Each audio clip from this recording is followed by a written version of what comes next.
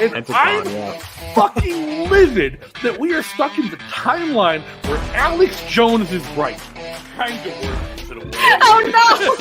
Oh, okay, no. Why aren't the Amish afraid of COVID? Because they don't have TVs. As I said, democracy is a system that reinforces authoritarian ideals. I hope I don't get canceled. Talk to Steve. Being a victim of a tragedy doesn't make you an expert in public policy. Well, I mean, AOC is a drama queen and she's full of shit. Remember, they lost the Afghan war 10 years ago.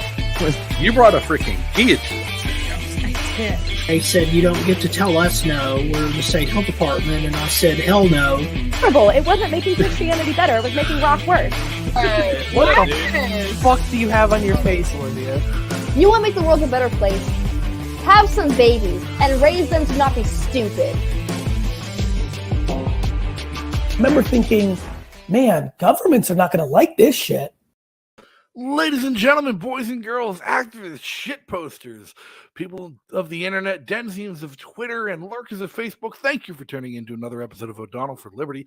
As always, I'm your host, Justin, and before we get started, just remember, whatever platform you listen on, whether YouTube Live, Odyssey, Spotify, Apple Podcasts, Anchor, or on the radio via LRN.FM, you can help grow the show by liking, commenting, subscribing, and most of all, sharing with your friends. And if you want to join our production team because you like the content and want to help us make more of it, visit patreon.com/O'Donnell for Liberty. Again, that's patreon.com/O'Donnell, 4 Liberty. And make sure to check out steckswag.com, our sponsor for Liberty merch, where you can get all your favorite campaign swag, Liberty swag, policy swag, whatever you want to do to wear your principles literally on your sleeves. And highlighting the collection this week, the Jeremy Kauffman for New Hampshire campaign swag section, including some brand new War is Gay merchandise to complement that fantastic and probably greatest political ad that's ever been released in New Hampshire politics. But head on over to sneckswag.com today to grab your merchandise and check out the other collections available today. And if you want to keep in touch between shows, you can follow me on Twitter, Facebook, and other social media platforms, and join our community Discord channel where you can chat with other fans of the show at any time. All these links can be found in the description of the video or podcast that you're listening to, as well as on o'donnellforliberty.com. So check the description for that link and make sure you give it a visit today. Now, drugs, poverty, obesity, the Taliban, cryptocurrency. The United States can't seem to win a war it's picked in recent memory. And while most of these defeats have been stunning surprises and utter and embarrassing defeats for the United States government, United States military, police, and law enforcement, the education system, none have been more so than the war on drugs. Not only have drugs won, but they've started fighting back with a full offensive push for legalization and decriminalization and normalization across the country. But this loss isn't one the United States government is willing to take lying down. And with each push towards the normalization and legalization of recreational drugs, such as cannabis and now psilocybin, LSD, MDMA being used for medical purposes, comes increased pressure on the behemoth of federal law enforcement to continue justifying their budgets, their existence, and their practices in the modern world. Because the very loss that they refuse to acknowledge threatens their need to exist. And when you add this to the mix, we see a regulatory environment chock full of things like mandatory minimum sentences, discretionary prosecution. What we get is a system ripe for abuse. And even today, when the war on drugs has undoubtedly been lost by the U.S. government, lost by the U.S. federal law enforcement agencies, and won by drugs, drug dealers, and drug users, to the point where cannabis is sold in retail establishments in more states than ever imagined possible 10 years ago. America's prisons are still chock full of nonviolent offenders languishing for unnecessarily long, cruel, and unusual sentences, punishing them for the simple act of possessing something that grew in the ground: marijuana, cannabis, weed, pot, something as normal as cigarettes ever were. And tonight we're joined by someone who's soon to be among their ranks, former attorney, activist, and underworld crime boss, Dan Muessig. Dan, thanks for joining the show. How's it going today? Yeah, thank you, Justin. In candor, it's been better in the past. Not going super great right now. TikTok. But I appreciate you having me on. I mean, that was love. Hey, well, your story is something that really has to be told, and you're in a very unique position to tell your story, Yeah. where your trial's over, your sentence is handed down, and you have this kind of almost cruel in its own right little um, glimpse and like last grasp at freedom before you have Yes. to report to federal prison. Where like, all right, take care of your affairs and then go get ready to get locked up for 60 months, and nothing you can do about it in the interim. No, nothing. It's a really, really surreal feeling. It's sad on a level that I don't even think you couldn't convey it to anyone who hasn't been through it or maybe had an immediate loved one go through it. And it's also just so numbingly strange because you're almost like a ghost kind of haunting a simulacrum of your old life. It's like that movie, The Sixth Sense, is what I always say, where like Bruce Willis doesn't know he's dead and then realizes Right. he is at some point, and that's kind of his denouement in the in the movie. That's how this is now. I go to some of the same places, I see some of the same people, I walk the same streets, but my expiration date is nigh. I'm about to be gone. It's not forever, I understand. But I would also challenge anyone on my side of this to be, rationally planning for the future. Maybe there's some like perfect man out there that could do that. Be like, well, this is just a little, intermission and I'll be right back out. But it doesn't feel that way. It feels like you're going to fucking die. I mean, it feels like you're on a train hurtling, to a canyon, basically. Yeah, it makes me think of that scene from Wolf on Wall Street at the very end, where when Jordan Belfort is right about to go to prison, he's talking about how terrified he is, how he's thinking his whole life's falling apart, and he's like, "But then I remembered, I'm rich. Not everyone's rich. Not everyone has the luxury to know that they can put their entire life on hold for 5 years in minimum security and then just pick right back up where they left off." Yeah, no, there's definitely some people. Look, not all prisoners are created equal. Some people go into a situation with a lot more resources than others. But that's one of the reasons why I've been banging this drum so hard, is because I'm fortunate. I come from a pretty well off family, and I have some resources left that the government didn't purloin. But most people in my position are destitute. They go in with absolutely nothing and come out with less than nothing. They come out underwater, owing and under state supervision for the rest of their lives intermittently. And the other thing I'm going to say about Jordan Belfort is, I love that movie too. It was super entertaining, but let's never forget about Jordan Belfort. He's a fucking rat. Right. And a horrible human being. I've met the guy in real life. My professional background is in sales, outside sales, business to consumer. And there was an agency I worked for at one point where the owner of the agency decided to bring Jordan Belfort in for an inspirational talk to all the agents. And I spent one afternoon talking to the guy. And I'm like, this guy's a fucking piece of shit. No, he is. I mean, Wolf of Wall Street's actor. He's almost just Yeah. like a cartoonishly bad person. Yeah. And as a Jew myself, he takes up a lot of the negative stereotypes that we seek to eschew. A better example of it would be that Spike Lee movie 25th Hour with Edward Norton, where he was a white collar drug dealer who lived in Manhattan, and Rosario Dawson was his girlfriend, and he didn't tell on anyone. He was with an organized crime syndicate, and it was the same deal. He got indicted federally. He pled out. He didn't snitch on anyone, and it's his last, few weeks, and then it comes down to his last day. It covers his last day of freedom while he's out on bail. That movie is so eerie because I used to watch it when I was much younger, and I remember my little brother even telling me, like, "Dude, you better chill, or you're going to be like the guy in the 25th Hour." And I'm like, no way. That's stupid. I sell weed. Like, I had like a couch full of heroin, but here I am, same shit. I almost went to Otisville too, where he went. I literally bailed out of going to Otisville at the last second. I had all like the rabbinical, because Otisville is known as the Jewish camp. It's where all Jews from New York go. And I actually have friends up there now for weed. One of my really good friends, actually, he's one of the only non-Jewish guys in the camp. He's an Italian guy named Bobby Capelli from New Haven. And he got caught with a Cessna. The pilot of a Cessna flipped, landing in Connecticut. And him and his cohorts got jammed, and he got fucked. He got 3 more years on the same charge I did. He got 1,000 kiloed, which is 10 to life. He took it to trial, beat the 1,000, purposely lost on the 100, conceded the 100, thought he was going to get 5. Then they came back and smashed him for 8. But he's up at Otisville, so I was going to go up there so I could chill with him. because I also heard Otisville is pretty sweet as far as they go. But then the First Step Act came into play, which means you can get out if you go to certain camps sooner. So I took everything I had and pushed it to try and go to Morgantown, which is if you can get out, you can get out. It's worth yeah, it, the effort, so. Morgantown's also like it's kind of like our home federal prison for Pittsburgh street guys. Fair enough. And speaking of like being a Pittsburgh street guy, like I made the joke titling the episode "Are You Guilty?" based off like some of the old videos you did as a lawyer, and like the big articles like making fun of you or poking at you that I'd stumbled across when reading up on your cases. Like "Are you guilty?" was like something everyone kept coming back to. I loved your response to it. It's like, by the way, I'm guilty as fuck. Mm-hmm. You don't deny that at all. You don't like hide from the fact at all. You embrace everything you did. I pled out like 60 days after I got indicted. Yeah. Most people stay on indictment for years.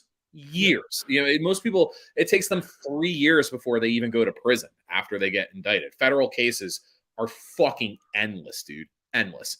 No, I'm guilty as fuck. So like the way I never didn't take responsibility for what I did, you know, like I even said it in my sentencing. I said, I said I refuse to pass responsibility onto anyone else. I stand on what I did like a man. I don't agree with the law, but to me, an abrogation of personal responsibility is fundamentally un-American. I literally said that to my judge at my sentencing, basically being like, I know this is bullshit. You know this is bullshit, but on pure principle, I'm not ratting on anybody, and I did what I did, so you're going to have to give me what the law says you have to give me. That's one of the most like American things I've ever heard said in a courtroom, and it's incredible. And it's an incredibly principled way to go about things. I think what's really interesting here, though, is like your story of how you got to that point. Like we can all agree. I agree that it shouldn't have been illegal in the first place. Like non-violent crimes, crimes that do not have a victim, shouldn't be illegal anyways, and shouldn't carry any of these penalties under the law anyways, because the only actual crime here is the United States government classifying those who engage in business in competition with the government as criminals, so it can punish the competition. But like, how did you get to that point? Like, how does one go from like law school to crime boss? Well, the thing was that the most aberrant thing I ever did in my life was go to law school. Okay. Yeah. So to rewind it, while I do come from a privileged, highly educated, upper class Jewish family, and I grew up in a Jewish enclave called Squirrel Hill in Pittsburgh, it's also in the city. So it's kind of this weird juxtaposition or dichotomy where it's simultaneously like a really nice neighborhood, but it's also an ethnic neighborhood in the city. So like any ethnic neighborhood in the city, it's going to have a lot of shopkeepers, small business owners, doctors, teachers, lawyers, accountants, professors, whatever. And it's also going to have a small underworld there, you know, or even a mid-sized or large underworld where there's going to be a lot of guys who grew up in the neighborhood who generationally hustled. And it was that way since Prohibition. There were Jewish bootleggers there, numbers guys, and, you know, and then, you know, around the 60s and the 70s, drugs became the prevalent racket in the underworld. And there were always just guys in Squirrel Hill that sold a fuck ton of weed and other non-harmful drugs. I mean, other stuff too, but you know, psychedelics, mushrooms, acid, and a lot of marijuana. And it was something that kind of got handed down, sometimes inside a family, not mine. I'm the only street guy. That's not true. My cousin's also a super street guy, but he wasn't in this particular equation. He was younger than me and lived out of state at the time. But, you know, it gets handed down from family to family or, you know, older friend to younger friend, whatever. So that, you know, there was a guy before me, there was a guy before him. It's just one of those things, you know. It's like the way guys in Little Italy, like, you know, have like they would like run errands for mobsters and take bets and do stuff like that. Like me and my friends would hang out on the corner, and we were really into hip hop too, like underground hip hop. So guys would be like breakdancing and tagging and freestyling, and then also at the same time, you would see the older guys pull through just like a new millennium Goodfellas in the cars with the hot girls, and they had a shit ton of money, and they're like 4 or 5 years older than you. They're Jewish too. And you're like, wow, fuck, man. Like just that same, you know, that same instant idolization. that happened. And, and I saw it happen again with me when I became the guy. It was so fucking weird. I'd be walking down the main street in my neighborhood, Murray Avenue, and the exact same thing from the kids. You know what I mean? Like, fuck, yo, there's dose. Because then I was wearing the crown at that point. So actually, I did a lot of other stuff. Like I went around the world as like a touring underground hip hop artist. Mm-hmm. Like I wrote for like music magazines. I kind of did the bohemian thing for a long time too. I wasn't really strictly financially focused my entire life. And then I tried to go to law school. Well, I went to law school. I shouldn't have gone, but I did, to be a criminal defense attorney, because I figured, I'm loquacious and I suck at technical stuff. So it seemed like a decent way to earn a living. But that lure of selling weed always pulled me back. That was really what I was really good at and what I really liked doing. And that was where my friend base was too. Because even at college in Philadelphia, same deal. I was around a lot of streetwise Jews who sold a fuck ton of weed. And I put in a lot of time just kind of learning game from them.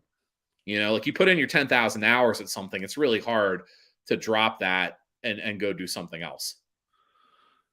Right. And let's be honest, like criminal defense is one of the most noble professions a lawyer can have. Like I hate lawyers. There are very few lawyers I've ever interacted with where I come out saying, "Hey, they're just generally decent person." But like criminal defense is one of the most noble professions I think somebody can have. If you're going to have a profession that interfaces and interacts with government, which me as an anarchist, I don't believe should exist in the first place, defending people from the overreach of that government seems like a pretty normal place for someone who wants to maybe look at the light of the end of the tunnel, getting out of the street rat race to end up. Yeah, no, I agree. I mean, it's just a really difficult game for a lot of reasons. One is that, as you said, you're the sole, you hit the nail on the head. You're the sole private actor that interfaces with government. Like when you're in the courtroom, the clerical staff, the bailiff, the cops, the prosecutors, and the judge are all government employees. They're all part of that monolith.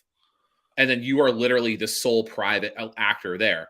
And then, public defenders too, who they get paid by the public, but they function in the same way. Everyone else there is on one side, you're on the other side. So yeah, it's an oppositional job, but it's not an equal oppositional job. Literally everyone there, the system smirkingly says it has impartiality, blind justice with the scales, whatever. We all know that's fucking horseshit. Everyone knew that. That was one of the bases for my commercial, was to completely just pop a hole in that fucking balloon, for everyone to see, which is why it went viral. And people wouldn't have thought it was so funny if it wasn't true. Like things that, I mean, we saw the imbroglio at the Oscars or whatever. Why did Will Smith react the way he did? Because Chris Rock's joke had some truth to it. Might not have been a good joke, might not have been an opportune joke. That's to anyone's opinion. But if it had been completely off, if it hadn't obviously flicked a nerve, he wouldn't have hopped out of his seat and bitch smacked him. So, hey, well, I mean, my tinfoil hat moment for the day here just happened to be utterly conveniently that this morning, 2 days after the whole country was reminded that alopecia is a thing, Pfizer announced their phase 3 clinical trials on a brand new groundbreaking drug to treat alopecia. Wonder how many people in Congress own stock. Almost all of them. But here's the thing: is like if there's a congressman that doesn't own stock in Pfizer at this point after 2 years of COVID bullshit, then they're just stupid, and I wouldn't want them as a congressman anyways. Right? Yeah, you got to get on the winning. Got to get on the winning team at some point. But yeah, so like I wanted to defend people from the depredations of an overreaching government. I realized a bunch of things coming out of school, one of which was I was coming out into the most regressive legal marketplace probably in American history, because there was the 2009 financial collapse. And then there was such a strangulation on legal jobs that were coming through. By the time I got out of law school, our dean got fired because career services were giving people leads on jobs to hand out nightclub flyers. That was one of them. There were people escorting in my law class. There were people working at the Apple store when they graduated. It was fucking bad. We were the generation where that whole take on massive amounts of debt, go through all this bullshit, but you'll get the professional career. In 2009, that thing went off the cliff like Thelma and Louise. I mean, it was over. So I came out into that marketplace and I realized I needed to showcase myself in a way. And I had no legal acumen or skills because I had just become a fucking lawyer a few months before. So the only thing I had was, some balls, some criminal friends. And because of rapping and stuff, I knew how to like make quick videos and get in front of a camera. So I did that, and it succeeded and exceeded beyond my wildest dreams, and then actually ended up almost like a weird plot device in a bad movie coming back to destroy me like a decade later. Yeah, and for anybody watching who hasn't seen the video, it is crazy. Let's just take a look at it. Let me give my bit here. Okay, man. So that's guy in the North Face jacket. That's my boy BZ Badrock, BZE. He's a graffiti writer and a rapper. He works in the legal cannabis industry right now. Super legend, a Sephardic Jew from San Francisco. Awesome guy. The guy he's talking to right there is Doc. He's also a graffiti writer and a street guy. He was unfortunately murdered a few years ago. The guy hugging him, that is my cousin. He's Jewish too. You got 2 Jews in the commercial now, 3 street guys. My cousin just did an 8-key. These guys are Wiz Khalifa bodyguards. The guy on the left is Big Blonde, does Cookies Jiu-Jitsu. Like Cookies Meat Brand Jiu-Jitsu. This dude's my boy Joe Boots. He's a war hero. 28th Infantry Division. That's BZ again. I sold a lot of weed out of this apartment. That was my money counter. I just love the idea of like, thanks, Dan. This is my cousin reeing himself up. Like he was talk.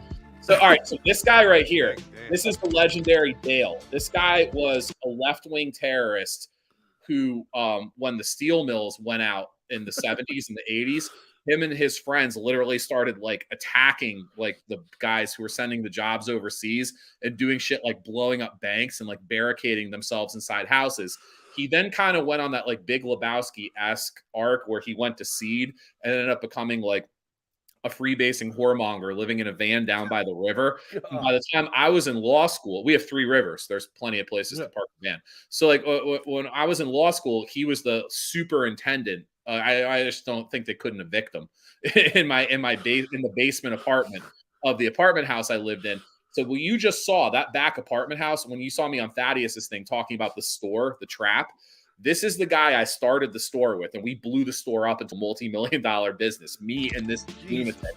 And that is the store, the backyard there. That's where the door of the store is. That guy discovered Wiz Khalifa. That's my Jewish boy from Coral Hill, Chakra. Consequences. They sure suck, don't they? America was built on freedom. I just love the Not honesty a bunch of people the ad. with more money than you. Like, telling that's you the craziest part. It's like do with all their it's just honest. laws. It's like laws are arbitrary. the laws are arbitrary. Who gives a shit about the laws? It's like you committed the crime. I'm not here to say you didn't commit the crime. I'm here to help you avoid the arbitrary consequences. 100%. That's it. I'm not here to be. I'm not your priest. I'm not your social worker. I'm not here for moralism. I'm your guy. Like you can tell me what's going on. A lot of this was because one of the things I realized was it's really hard as an attorney to get a rapport with your clients because in an urban environment, most of your clients are like younger guys of color and the attorneys are like these old baby boomers. And like the clients don't trust them. They're like, I don't even want to fucking tell you what the real truth is about this case because I feel like you're half a rat anyways. The lawyer. So it's almost like I feel like you were just kind of ahead of your time with the Better Call Saul and fucking Breaking Bad vibes of a lawyer. Like no, 100%. And people are always like, oh, he's like Better Call Saul. I'm like, okay, actually a lawyer, actually Jewish, actually a criminal. Right. I'm like I got him beat on 3 hitting, running, throwing. I can do them all. Yeah. So I mean it's.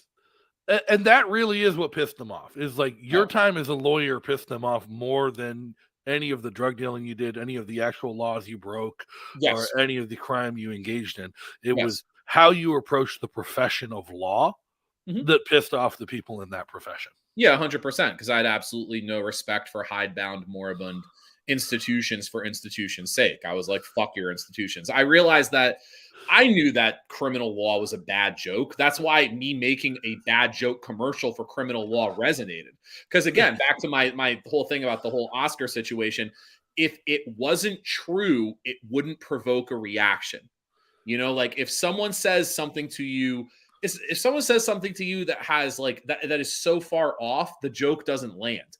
The reason people thought it was funny and the reason that people got so offended by it was there's a group of people whose entire, not just paycheck, but their entire identity is tied up inside a fundamentally corrupt and abusive institution. So they have fascists don't have a sense of humor. They don't. They can't. There's no such thing as a fascist sense of humor. It can't exist. You know? Well, if it did, it's certainly not understandable to anybody who's not a fascist. Yeah, 100%. Well, so you want to see a fascist sense of humor? The sentencing memo was their attempt at being funny, which even as I'm literally like in court being sentenced to 5 years in prison, I'm like, lame, fuck, dude. Like, you know what I mean? Like, you're not funny. Like, you're not. You know what I mean? Like, you're not. Like, I threw that shit up on Twitter and it went fucking viral. They were getting trashed for that shit, like literally around the world. Like, people from other countries were chiming in, like, God, this is fucking dumb, you know? But it's par for the course. I mean, you're expecting honesty and integrity from like people inside America's legal profession, where like the most well-known cop, prosecutor, like attorney in the country right now is the vice president, Kamala Harris, who like ascended to the vice presidency on a track record of abuse of power and being corrupt as an attorney and a district attorney and wrongfully prosecuting people and putting people in prison for excessive sentences for minor crimes. Yeah, definitely. Like, that's the culture of policing. And then blatantly pandering. And this is where the no pardons, no votes thing comes in. Right. Then blatantly pandering to the Democratic base when 2020 rolled around and they all realized, the strategists, younger, people 40 and under, they really don't like the war on drugs. Like, oh, shocker. But they finally had that meeting where they finally showed them enough pie charts and graphs that they realized that. So then so then she's on like all the morning hip hop shows like Charlemagne the God and shit like that, like all the stuff on Hot 97 with Angie Martinez and all them, like talking about how she used to listen to hip hop in college and smoke weed. I'm like, this is such fucking bullshit. Which we're both like, she might have smoked weed, but she wasn't listening to hip hop in college, because I think I remember like the real thing that pissed people off. She talked about smoking weed when, I forget what song it was, when it first came out, listening to it on the radio in her dorm room and just jamming out with her friend. And people were like, the week that song came out, she was prosecuting a death row case on fraudulent evidence. And when the defense moved to admit exoneratory evidence, she crushed it. Right. Whoops. Whoops. Like so she just had to make it up. I mean, it's just blatant pandering. And I see this too from, I will at least give no, that's not true. I'll at least give Joe Biden this. He only lied once about how he was okay with weed. For his entire career, he's wanted to like literally give people the death penalty for having a fucking joint. And then one debate when he was getting his fucking ass handed to him by Cory Booker and Bernie Sanders on it in the primary, that's when he fucked up and basically said the basis for our movement, no pardons, no votes, which was, he's like, I don't think anyone should be in prison for marijuana. Jack, come on, man. Wecker should get expunged, completely wiped out, man. That. And you could see Cory Booker looking at him when he said it. He's like, you lying motherfucker. Like, he knew. He's the guy who literally wrote the law. Yeah, it's the guy who literally wrote the law. I'll give him credit. He only lied once. So for an establishment Democrat, I mean, that's honestly like St. Peter and St. Paul, I guess. Like that is the standard of veracity. The rest of these people, especially Democrats, because, again, Republicans are pretty consistent about the fact there are some libertarian Republicans like Rand Paul that are like, I would legalize everything. And then there's the guys, there's other ones, kind of in the middle of the caucus, whatever, where they're like, yeah, for business, I would do this, whatever. Particularly Republicans. I understand the financial motive. I get it. I was a mobster, so I understand doing things in an organized fashion to make money. So if you're a Republican and your state has a legal pot industry, then you're going to, at a certain point, make concessions for that legal pot industry. The Democrats fucking kill me though, because they will literally, make jokes about smoking weed and do stuff on 420 and pose outside pot stores for photo ops and go meet people from the pot community. And then they turn right back around the next day and then go meet with their other, unions they're beholden to, like police and prosecutors and COs and stuff like that.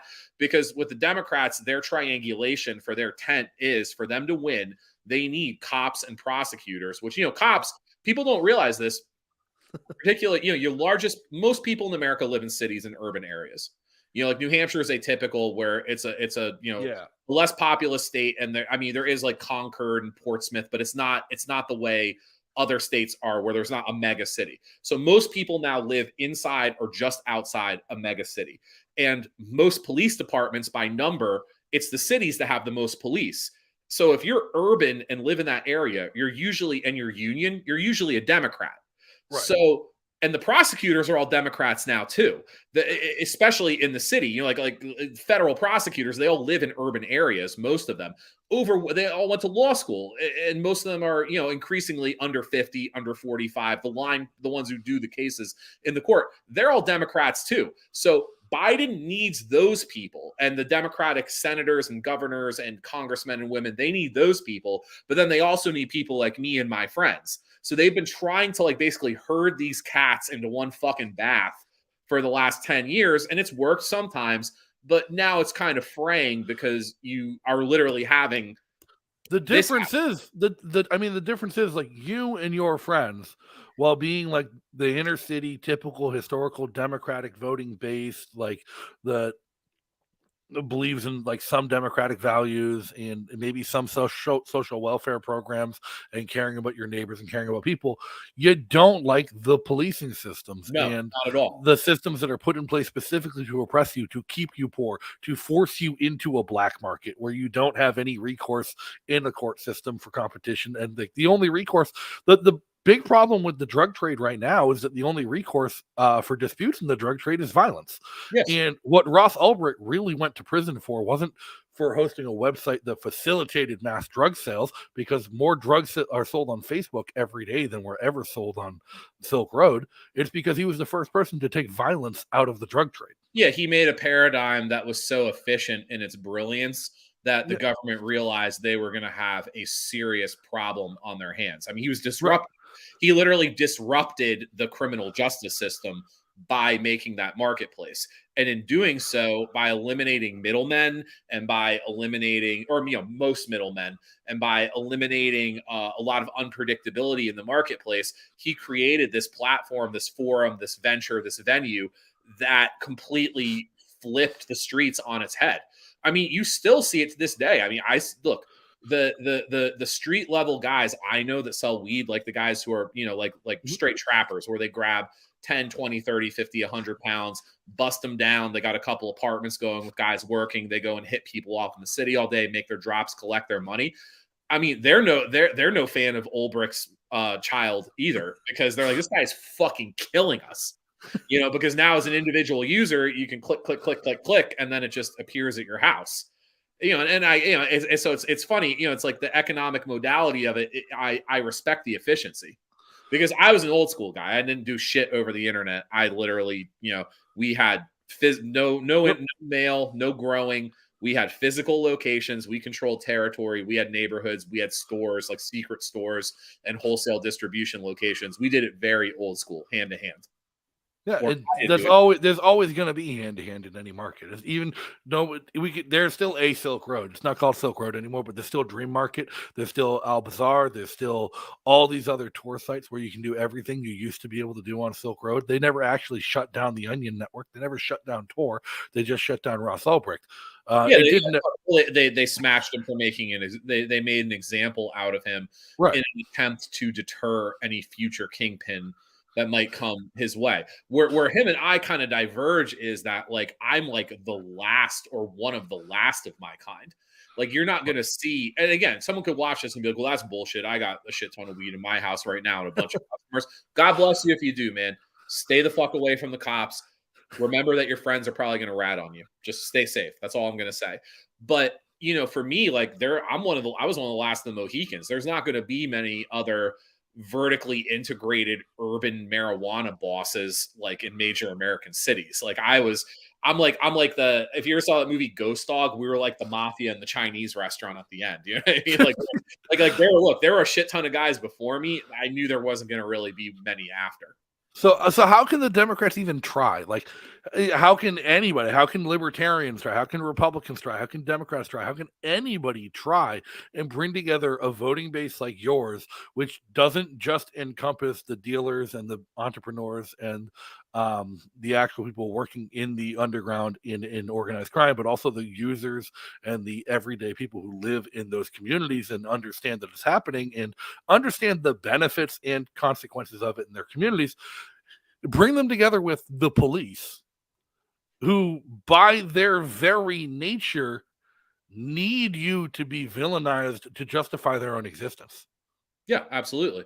And prosecutors, which again, there's way more prosecutors than one would think, but because lawyers form the backbone of any organized American political party.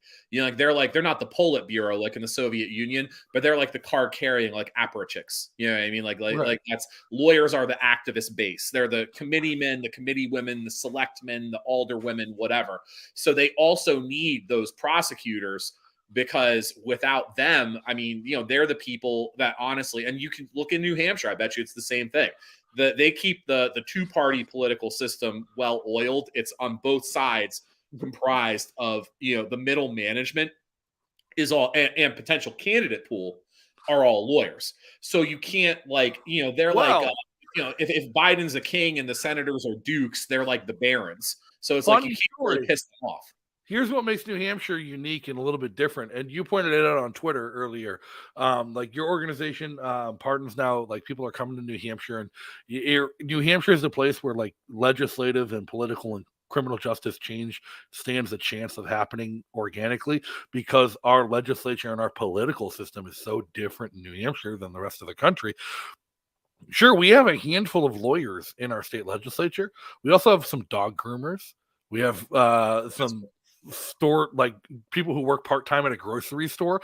Like our state reps are unpaid, and there's 400 of them, and they represent tiny little districts. So there's so many people. Like there was a big story a few years back where a Republican state rep got arrested for dealing weed in the state house to other state reps. Right, because he needed to make some money.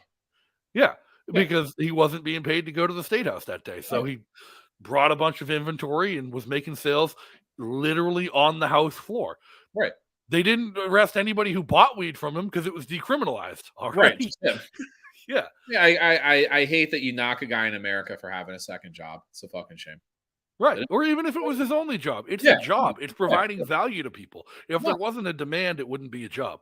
No, 100%. I mean, that's the, it blows my mind that, and that's the thing too, like marijuana is so dominant now and so widespread and so proliferated that my biggest problem before I got indicted by the feds, we didn't even like think about the cops. I mean, honestly, our main thing, I mean, not that we weren't concerned, people would get taken out. There would be cases, whatever. We were more concerned with competition because it was just, jungle law, no holds barred, pure capitalist marketplace with absolutely no restrictions. You just literally made the best woman or man win. That's it. So my main focus was on literally trying to dominate and control a marketplace through innovation and pricing and just brute force, basically hard work. And then, then the fucking government wrecking ball comes in for no reason and deprives us of our livelihood and our freedom to prove a point to me about exercising my First Amendment rights. Yeah, it's wild and it's crazy. But I mean, the good thing that's come out of it, I guess, is your movement. And so like No Pardons, No Votes is sprung up out of the, tell me the best way there. Like, did they exist before your case? No. Did you help them get started? Like, no, I did help them get started. So what happened was I was sitting out, as I am now, on bond in this, fugue state of depression and misery. I'm doing as much media as I possibly can, which is against the advice of my attorneys who wanted me just to tuck up like baby boomer style and like hold the newspaper over my face as I ran out of the courtroom every time. But I was going to go out like my Pope John Gotti II, with a smirk on my face and two middle fingers up. So I started doing as much media as I could, explaining honestly my story. And this thing too is like I can verify it all too. Like when people hit me up, if they're like, "Well, show me this," I send them like a trove of court documents, videos, whatever. Like here's the thing: I ain't telling anyone, so I have nothing to hide. I'm one of the 5 to 7% of federal defendants who don't cooperate, because literally 9 out of 10 of these dudes are fucking rats. I'm not.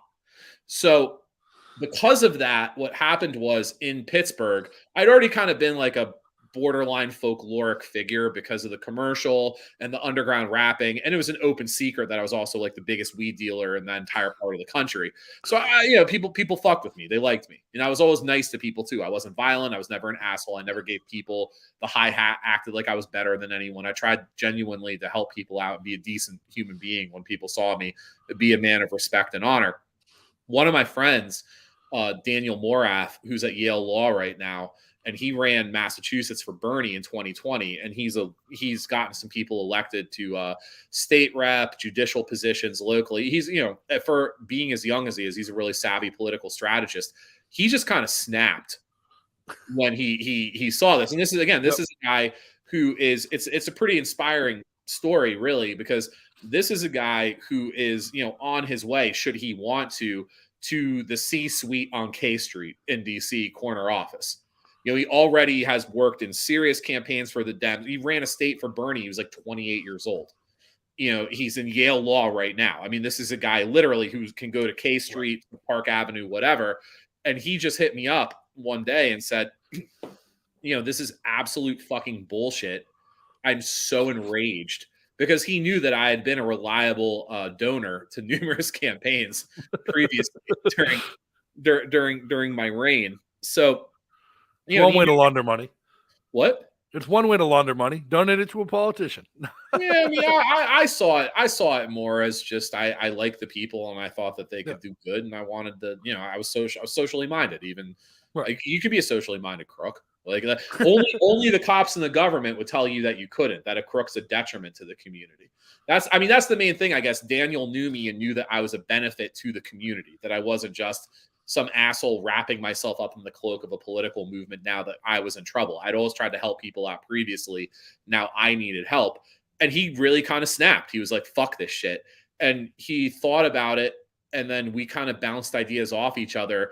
And we realized that to do things, because, look, like cards on the table. I know you're like libertarian anarchist.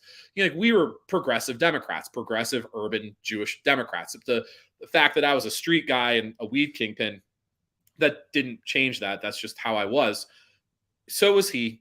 But we were like, you know what? 2 things. 1, we've been fucking had.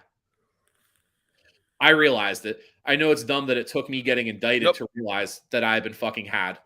2, that the traditional way of doing this, which would have been like going to all of the other high-achieving, meritocratic, power-adjacent Democratic functionaries our age that you meet in law school, and basically like kowtowing, bowing to them, begging them to help us, or sending emails out trying to get sympathy, like whatever, that it wasn't going to work. That people didn't give a fuck. That now I was disposable, I was no longer convenient, and that made him angry, honestly angrier than I was. So we were like, okay, well, how do we actually get our voices heard here? Because Biden made the fucking promise. It's not like we're hitting Biden up out of nowhere and being like, hey, we really want you to pardon us. I mean, we'd have every right to do so, but he's the one who said it. Right. And a lot of people voted here. A lot of people voted here because they knew what was up with me in 2020. And they saw that and they thought, okay, this is a chance to save Dose. And I'm serious, because Biden is not a guy who commanded a lot of loyalty. I mean, me and my friends, we were literally 100%, thousands of us, Bernie down the line. If anyone was voting, they were voting for Bernie. Nobody fucking wanted Biden. Right. So why did anyone who knew me and wasn't invested in the political process for another reason, they voted because they were like, all right, and one of my main motivations is this dude said that he wasn't going to fuck with anyone over weed. That could help out not just Dose, but all my other bros that are in trouble for weed. So they did, we voted in the swingiest part of one of the swingiest states in the country. He won, promptly reneges, promptly, takes the crown and gives it back to the prosecutors and the cops and those unions. And, me and Daniel realized this, and while I'm on bond and we're just bouncing ideas off each other, and we're like, you know what, man, like, we're going to have to commit an act of vandalism to get a maintenance call to this apartment building. That's one way to put it. What I worry about, like, when I look at it, like, taking the pledge, no pardons, no votes, like refusing to vote in the midterm election unless the pardons are granted, it, like, that honestly terrifies me, because it tells people not to go out and vote, not to have their voice heard. And weird enough for me to say, even as an anarchist, like, I just look at the data, and I look at historical election data where low turnout elections, especially when the low turnout is younger people, historically helps incumbents. Like, regardless of policy and position, incumbents tend to get reelected in larger majorities during low turnout elections when younger voters don't turn out than they do in any other circumstance. And it scares me that, like, someone like Biden's political strategist, where it's Biden's not the one up for reelection here. It's Biden's cronies down the ticket, and the Republicans who don't want to pardon you anyways, who, like, if you're not going to go and vote for the progressive candidate who supports the pardons against a Republican who would not do it regardless, it could just, they could see the whole thing as saying, oh, well, we win either way. I understand that there's some risk of it. I would temper that with these two things. One, I'm hoping that this isn't the case, that the Democrats do. And this is what, and it's funny because, you're not a Democrat. So Democrats say this to me all the time. And I'm like, and they say the exact same thing you just said.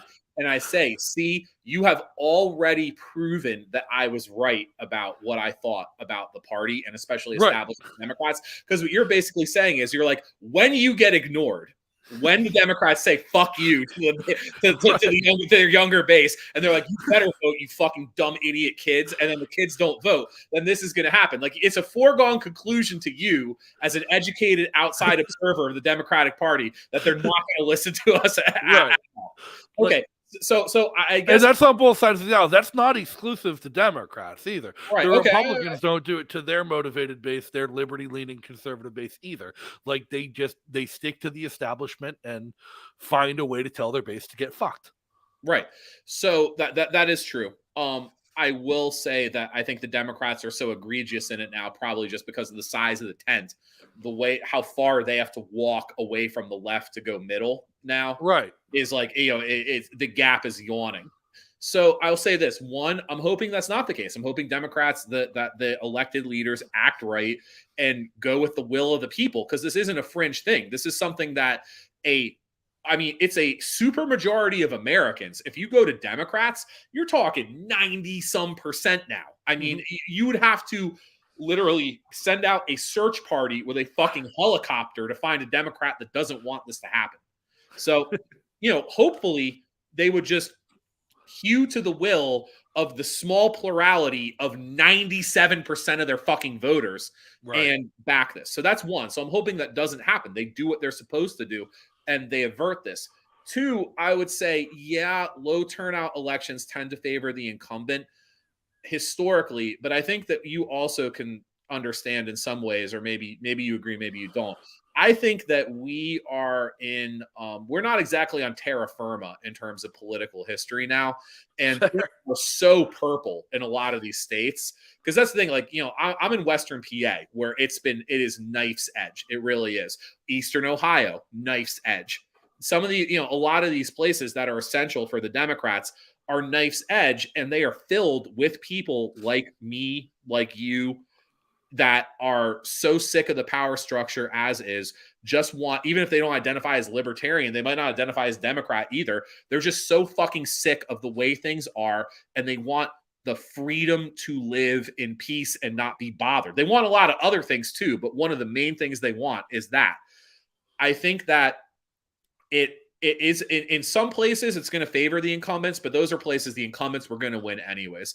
I think this is a way to make the Democrat national establishment howl because you have all of these basically, like, I call them, it's funny because I started borrowing conservative terminology. I call them cucks. You have these fucking cuck Democrats who are, former prosecutors and stuff like that, running in these super purple districts, and they refuse to take any stands on anything criminal justice related or anything that would identify them as a Democrat, because one thing I appreciate about any political party is, honestly, or any ideology is, because that's how I am. If you really walk your talk, I can respect it even if I don't agree with you.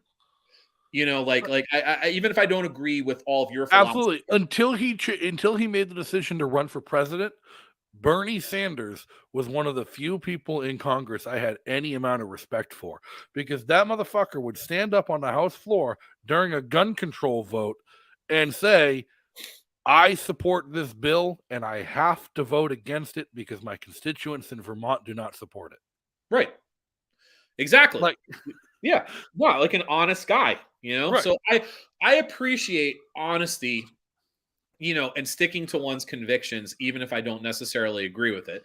There is no more of a fucking Gumby, silly putty Plato person than that centrist Democratic candidate, that new centrist Democratic candidate who's about my age.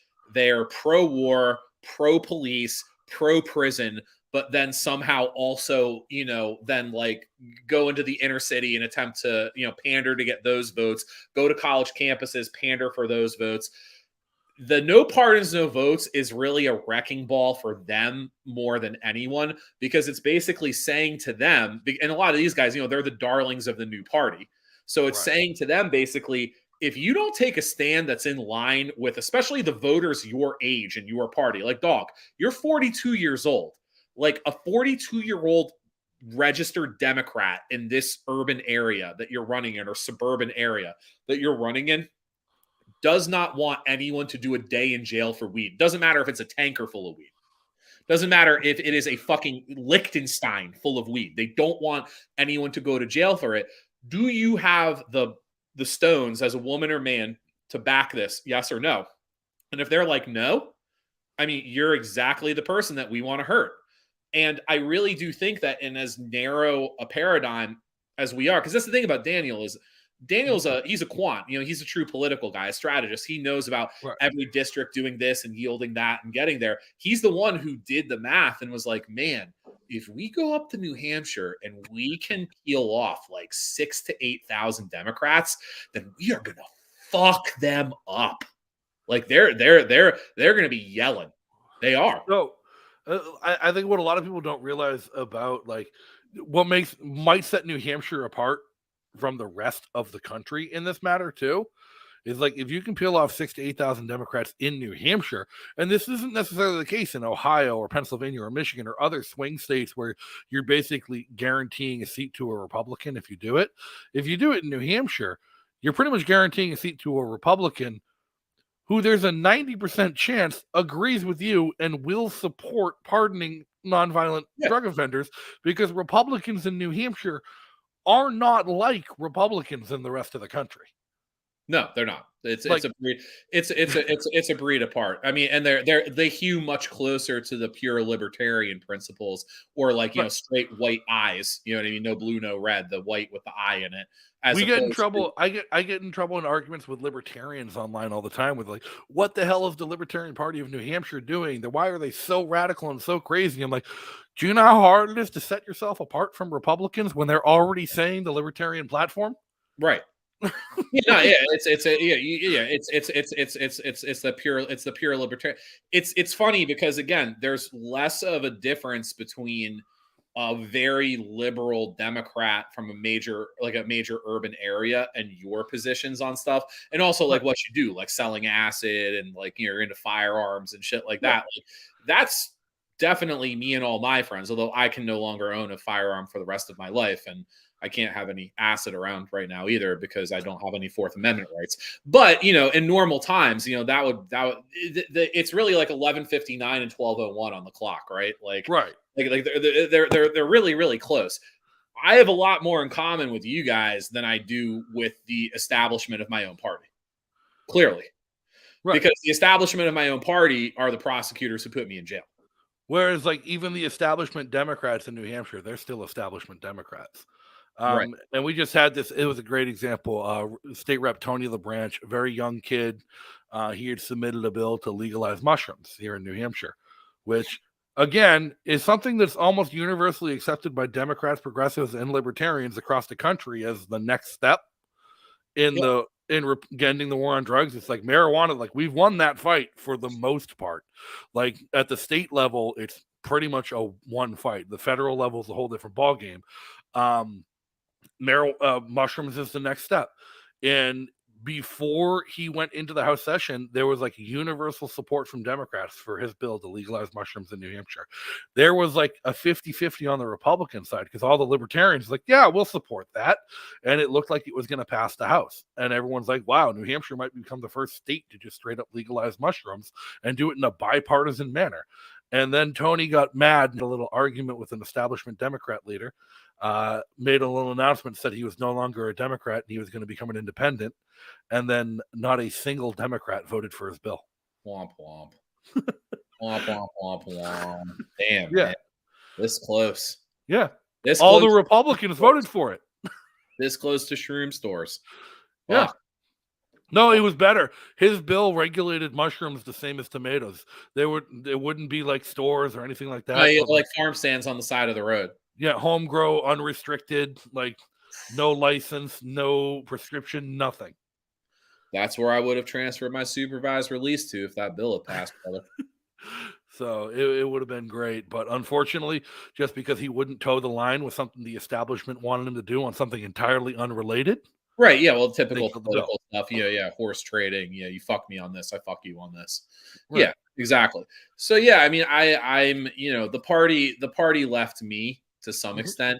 But what I'm hoping for, but I'm not here to be, because I think a lot of people would see this and be like, oh, you're just mad because you're going to prison. And, well, you have a right to be.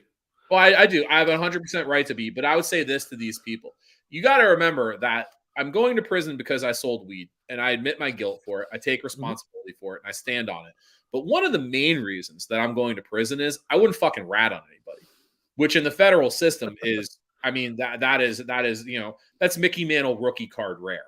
That it just doesn't happen in 2022, where people don't cooperate in some form. And they wanted me to cooperate really, really badly because they wanted that symbolic win of having that guy from the commercial who was kind of this like anti-establishment anti-hero in the community to all the other rebellious people be turned into a rat. Because they could basically, parade that around through the media, let the whisper campaign go out.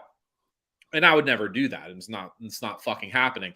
So as I refused to rat closer and closer and closer to sentencing, they got angrier and angrier and angrier.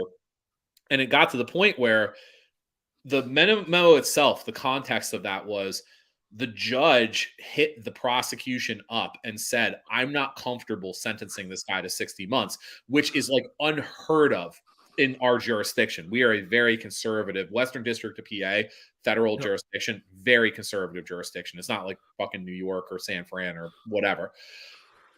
The judge who did this is the same guy who sentenced Tommy Chong to prison time. So this is not an Obama appointee judge. This is a 75-year-old Vietnam era military veteran. So this guy's no fan of me. It's not because he did it because he liked me or he thought the commercial was funny. I bet you he fucking hated the commercial. Was great. Right. It was great. It was fucking awesome. I should have said that. And I just want to say for the record, the commercial was awesome and we all know it. But so basically what happened was they wanted me to safety valve where I would have had to it's like there's different kinds of cooperation. There's full out in the feds. There's full out ratting, which is called 5K1, where you get a 5K1 letter from the prosecutors that says you gave substantial assistance. And that's when you wear a wire, set people up, or you testify at trial, or you go to the grand jury. So one of the ways, O'Donnell, that you get a coveted 5K1 letter is if you are a federal target and you decide to flip on someone who has not been indicted yet, you go to the secret grand jury and you talk your talk in that room, and then the prosecutors give you your golden ticket. It's literally called the golden ticket in criminal parlance, that 5K1 letter. And it means you're a super fucking rat, and it means that you're ready to testify against someone at trial, be it Daniel Muessig or O'Donnell. So that's one level of ratting. The other level of ratting, it's not really, it's not like that, but it's called safety valving, which is it's a way out from the mandatory minimum for first-time nonviolent offenders that aren't leaders, managers, or organizers of the conspiracy, and they didn't carry a firearm in furtherance of the crime. So like no violence. And when you do that, you don't have to get on the stand against anyone, but you still have to tell them in a closed session, like a proffer. It's called an SVP, a safety valve proffer. You have to tell them like about what happened in the commission of the crime. And even that to me was anathema. I wouldn't do it. So I was stuck on the mandatory minimum. The judge was basically saying, I don't want to give him the mandatory. Is there any way that this guy would safety valve? So after all the bullshit that they put me through, because I don't remember people listening to this, I guess I should back up real quick. So I was at like because we got into like this political discussion for most of this. I was at the height. Right. I was at the height of my career as a weed dealer, and they were investigating a gang that was selling harder drugs in a steel town that was about 15, 20 minutes outside the city. And they were wiretapping them. And a guy who sold weed to them, they wiretapped him. And then a guy who sold weed to them talked into that wiretap. And that guy bought weed off of us. So they followed that all the way into the city from there. And they set up on my stash spot. And they hit us on the day of the raid for $500,000, $469,475 in cash going out and 404 pounds inside the stash house. So they indicted all those guys who got hit with that gang. Like we had no idea that they existed. I just knew that a fucking crazy raid happened. I got away on foot somehow that day. I actually literally escaped on foot. And then, because it was in Squirrel Hill, it was in my neighborhood. And if I've been running from the cops there since I was an adolescent. So I had an inherent natural advantage against predators in my natural surroundings that I've been raised in. So I made it out that day. And then, this whole really sad, sordid saga unfolded where they indicted that case a couple weeks later federally. And then people started flipping on me. And one of the people who got indicted actually killed himself. Rather, he didn't want to talk. He didn't want to go to prison. 61-year-old guy, no criminal record, father of 3, grandfather of 8. He killed himself. And I reached out to the prosecutors through my attorneys and said, I know that you know that I know that you know who I am, basically. We all know who we are at this point. Can I just plead guilty now and get this the fuck over with and go to prison for the sake of my mom, my wife, myself, whatever? Again, willing to take responsibility for what I did. I didn't ask for a special deal. I didn't ask for any special treatment. I literally just asked to take responsibility. I literally said, to save you the cost of an investigation, the grand jury, I will throw myself on the sword. Well, they don't care what the cost. They have to justify the budget one way or another. No, 100%, because they had been following us. I knew it was costing a lot because they were following us around every fucking time we left our house. I mean, literally, we would go to get groceries, FBI tail. Go to talk to somebody, FBI tail. There's cameras just like blooming like ugly metal fruit all over my building, like over my home, like on the apartment across the street, the lamp post, whatever. I'm like every day, like a new fucking camera, like angled towards my house. People are calling me at weird hours of the night. They want to talk to me about shit we did 5-10 years. Like, hey man, remember when we landed that truck from Mendocino, dude? How many pounds were there? Like 500, like 600. Whoa, man. On and on and on. I knew what it was. They had handlers. They were running rats at me. So I just wanted to get this shit the fuck over with. So I asked to plead out, and they were like, you can only turn yourself in if you tell. They're like, we're not interested in you just taking responsibility, because it was never about that. It was about breaking me for making the commercial. So my lawyer came back and said, well, they're just interested in you coming in to cooperate. They said the door's open if you want to cooperate, but they're not interested in you turning yourself in at this time, but they're going to indict you. And I said, okay, go fuck yourselves. I'm not telling on anybody. I'm going to live my miserable life as best I can with my wife. And we sat there waiting every morning for them to kick our door in for months and months and months. Then COVID happened. And then it got to the point where and Biden got elected after making those promises. And it got to the point where even my lawyer said, oh, dude, it's been so long. It's just weed, whatever. The next year, 2.5 years fucking later, they fucking show up and indict me for that shit. Yeah, 2.5 years later, they secretly indict me via grand jury, and then they show up. When I get the indictment, because when they indict you, again, hopefully you don't have to learn about any of this shit, but I'm just giving you a quick primer, Justin, in case this is in your future. You get indicted secretly. Yours won't be as secret. You'll probably hear about it, but you'll get indicted, and you'll go under seal. And then that you don't get arrested the next day, the next week. You might even get arrested the next month.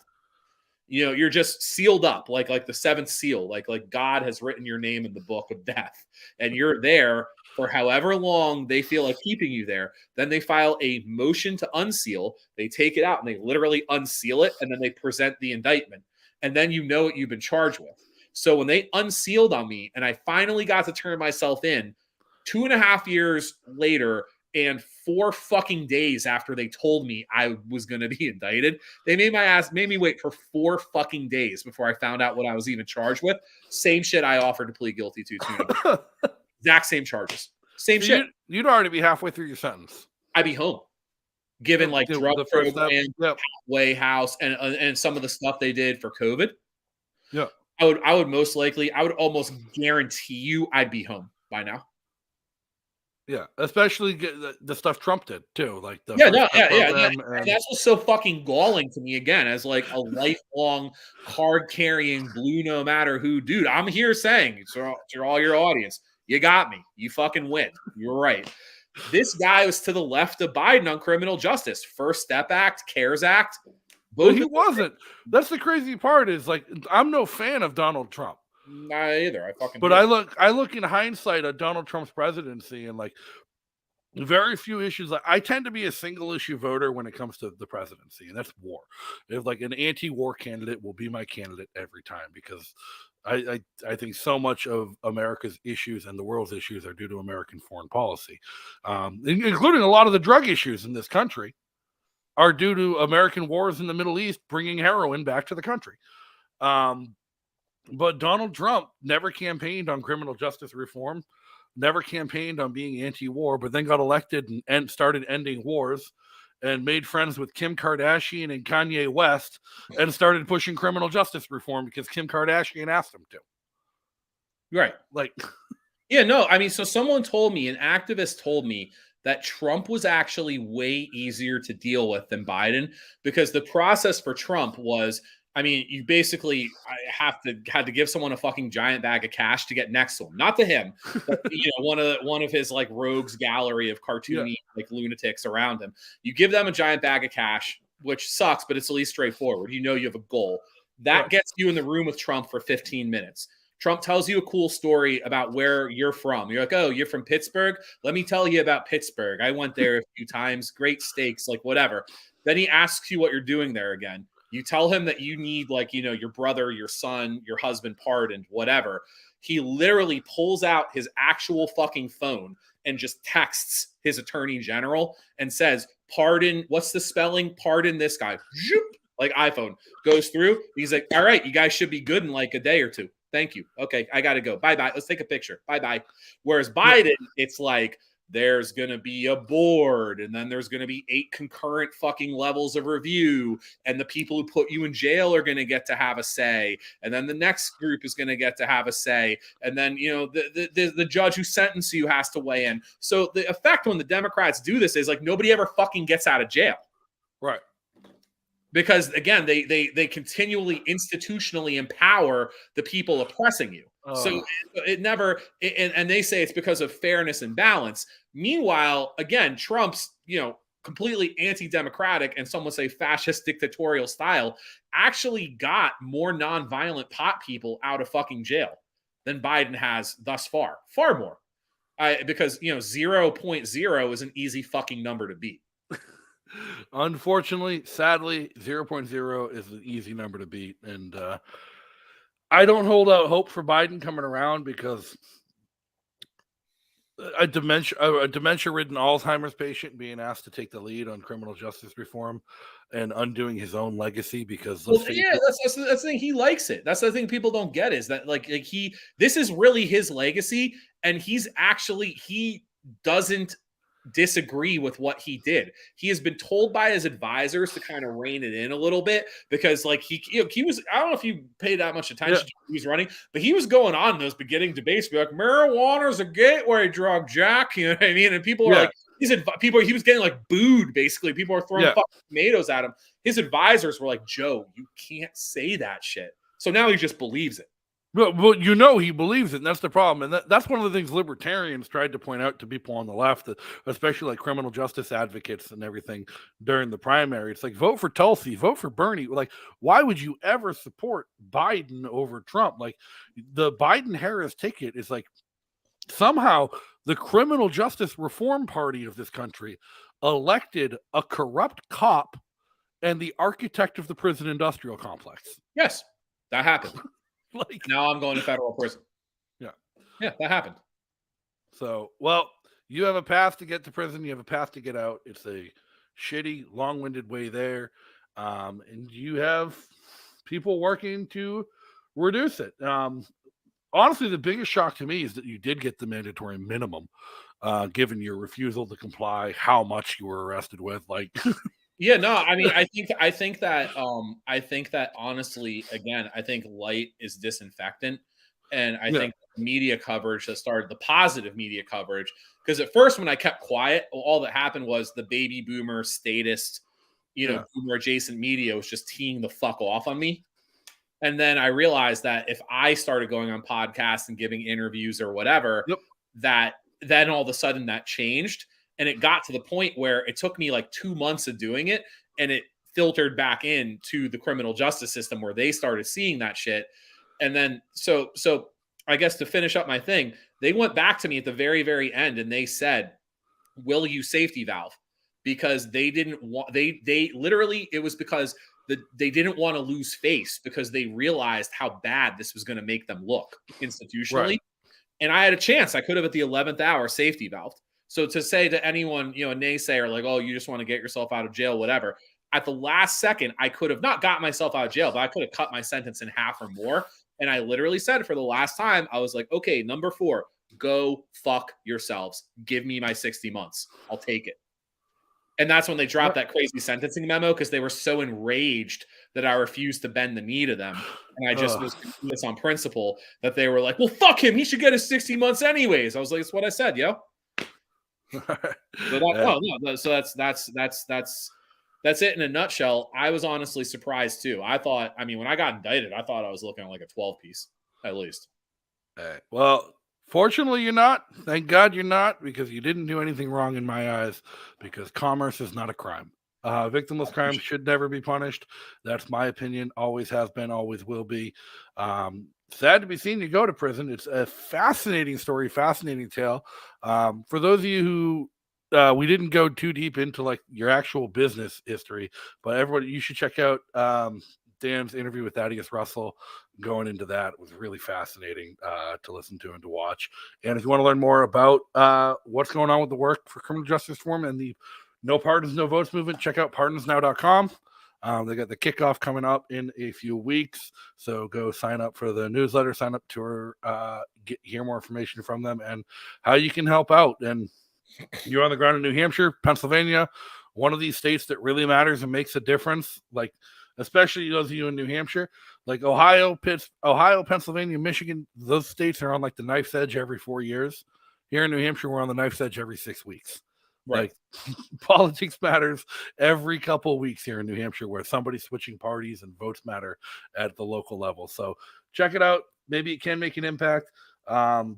I still have my concerns about the strategy, but the key thing here is you're doing something. And so many people out there are bitching and complaining and not doing anything.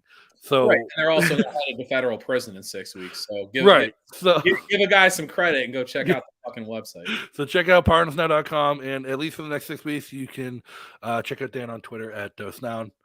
Follow him, give him a follow, go check out what he has to say. And we didn't bring it up. I listened to some of your music earlier today on my lunch break. It's not bad. Not rap. Rap's not my style. I've never been into rap, but I was expecting it to be like really bad, like amateur inner city rap, and it was actually listenable and decent. So thank you. Go give him a check out. I found your political philosophies to be reasoned and cogent, and not as repugnant as I. Well, when you come together on an issue where we agree, you can build relationships. 100%, and that's again, they always talk about reaching across the aisle, Jack. Well, fuck you, man. We're reaching across the aisle right now. There's 7 different aisles. Is the problem? Yeah, 100%.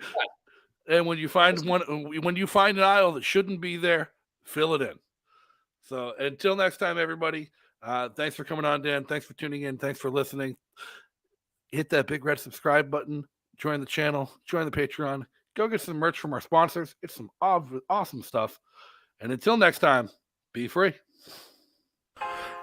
Thanks again for tuning in and joining us tonight. Make sure you hit that like button and leave a comment below to let us know your thoughts. If you haven't subscribed, go ahead and hit that big red subscribe button on YouTube and turn on notifications to get alerted every time we go live. If you enjoyed this content, you can join our production team on Patreon by following the link in the description. And don't forget to follow on social media and join our community Discord channel by following the links in the description as well. The best part of all of this is the community that we're building and growing. So go ahead and join us. And thanks once again to our awesome sponsors and patrons for making all of this possible.